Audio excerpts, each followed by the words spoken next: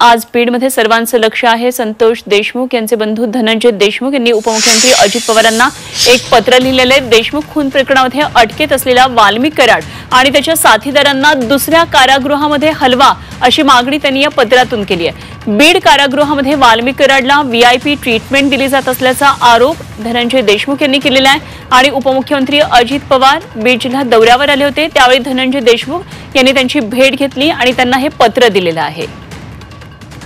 तर धनंजय देशमुख यांच्याबरोबर बातचीत केली आमचे प्रतिनिधी ज्ञानेश्वर पतंगे यांनी।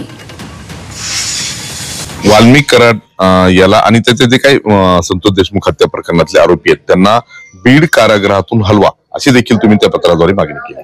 हा नाही, आता ज्यावेळी गृहराज्यमंत्री येतील त्यांना आम्ही पहिला प्रश्न हा विचारणार आहोत की मकोका अंतर्गत कारवाई केल्यानंतर सुद्धा तसं पत्र त्यांच्याकडे सुद्धा दिलेलं आहे आणि ह्यांना आम्ही प्रश्न विचारू आणि त्यांच्याकडून लगेच जाणून घेऊ। त्यांनी फोन करतील जेल प्रशासनाला की मकोका अंतर्गत कारवाई झालेले सर्व खुनातील आरोपी हे इथं का ठेवले गेले ह्याचं कारण आणि ह्याच्या अगोदर तशी काही हिस्ट्री आहे का की मकोका अंतर्गत कारवाई झालेले आरोपी इथं 3-3 महिने ठेवलेले। त्याचं उत्तर आम्ही त्यांच्याकडून जाणून घेणार आहोत आणि मग पुढील जी काही चर्चा आहे या अनुषंगाने ती आम्ही करणार आहोत। व्हीआयपी वाल्मिक कराडला व्हीआयपी ट्रीटमेंट दिली जात असं तुम्ही वारंवार तक्रार केलेली, तसे आरोप केलेले।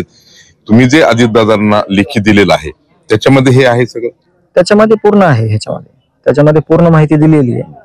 त्यांनी आम्हाला सांगितलं की ते हाशील न देता कोर्टातून तुम्हाला माहिती भेटू शकते, त्या अनुषंगाने आम्ही त्यांना लेटर दिले आणि ते काय पुढील कारवाई काय होणार आहे ते आम्हाला कळवणार आहे। अजितदादांना गांभीर्याने घेऊन याची अंमलबजावणी होईल असं सांगितलंय आणि त्याची अंमलबजावणी होईल का नाही हे आपल्याला स्वतः तुम्हाला मला कळणार आहे, कारण का त्याच्यामध्ये ह्याचं उत्तर मिळणं अपेक्षित आहे की मकोका अंतर्गत कारवाई केलेले आरोपी हे तिथं का ठेवले गेले ह्याचं उत्तर आपल्याला मिळणार आहे। ज्ञानेश्वर पतंगे, DTV 24 तास।